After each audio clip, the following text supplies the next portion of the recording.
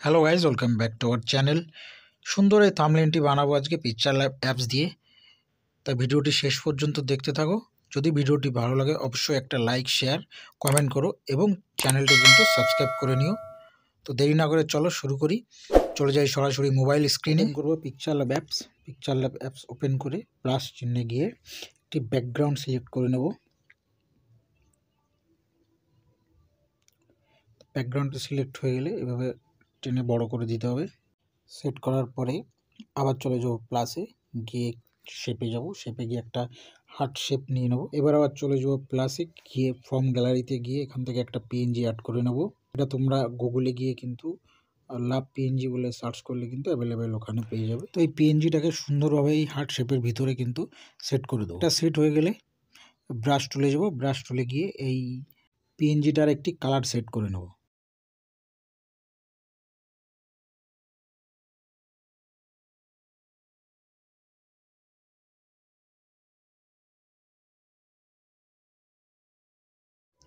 পিএনজির colour set হয়ে গেলে পরে আবার প্লাসে চলে যাব। প্লাসে গিয়ে টেক্সটে যাব। টেক্সটে গিয়ে একটা টেক্সট লিখে নেব।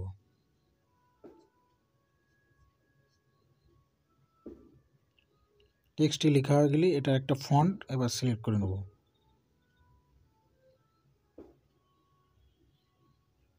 ফন্টে গিয়ে যে কোনো একটি ফন্ট সিলেক্ট করে নিতে হবে। ফন্টটি সিলেক্ট হয়ে গেলে পরে দুটোকে নিয়ে সুন্দরভাবে অ্যাডজাস্ট করে বসিয়ে দিতে হবে। তারপর এই টেক্সট যেটি লিখলাম এটির উপরে একটি কালার সেট করে নেবো। তার জন্য যাব টেক্সটারে গিয়ে একটি কালার সিলেক্ট করে নেবো। আমার ব্যাকগ্রাউন্ডে যে কালারটি আছে ওই কালারটি আমি সিলেক্ট করে নেব। ব্যাস হয়ে গেল।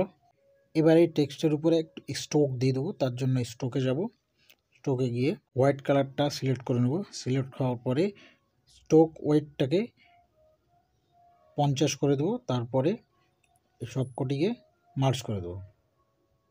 বাস মার্জ করার পরে এবার চলে যাব ইরেজ কালার অপশনটিতে। ইরেজ কালার অপশনে গিয়ে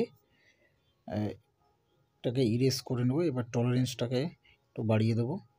এরপরে যাব ইমবুসে গিয়ে এটাকে অন করে দিয়ে এটাকে মেজারমেন্ট করে নেব। ইন্টেন্সিটিটাকে একটু কমিয়ে দেবো। বিভেলটাকে কমিয়ে যেখানে ভালো লাগবে সেইভাবে অ্যাডজাস্ট করে নেব।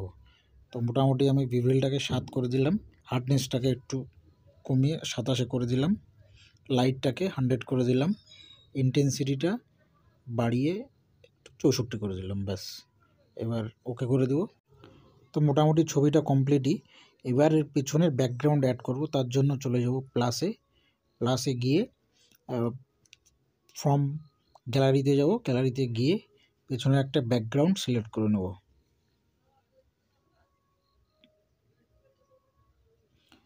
ব্যাকগ্রাউন্ডটা সিলেক্ট হয়ে গেলে এটাকে টেনে বড় করে দেব, দিয়ে এটাকে উপরে করে দেবো। ব্যাস উপরে চলে আসলো। এবার শ্যাডোতে যাব।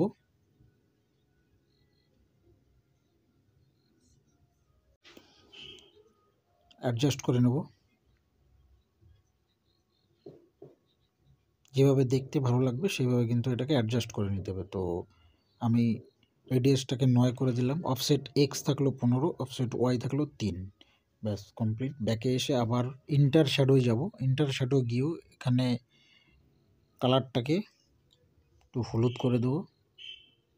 রেডিয়াসটাকে বাড়িয়ে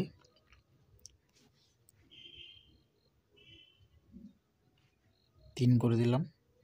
অফসেট এক্স কমিয়ে দিলাম, 3-এ রাখলাম। ব্যাস কমপ্লিট। তো মোটামুটি ছবি কমপ্লিট। দুটোকে মার্চ করে 3 ডটে গিয়ে এক্সপোর্ট ইমেজ গেলেই এটা কিন্তু সেভ হয়ে যাবে।